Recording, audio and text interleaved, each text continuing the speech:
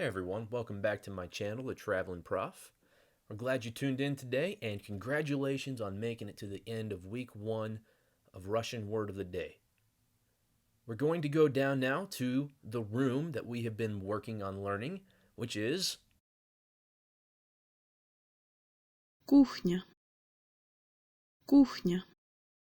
That's right, if you said Kuchnya, you would be correct. We are going down to the Kuchnya, where I have laid out some various dishes for us to take a look at as we practice our words in this review lesson. So without further ado, let's go down to the kitchen. As you can see, I've laid out some dishes here. We'll start first with this utensil on the left, which is a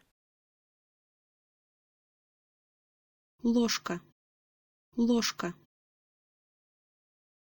That is a ложка. You should have said ложка.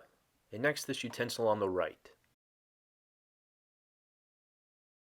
Вилка. Вилка. Our next word refers to a cup, but specifically something with a handle. Чашка. Чашка. I hope you said chashka. Our next to last word is something that we eat soup out of, a bowl. Миска. Миска. And finally, we are left with the word for plate. What is a plate?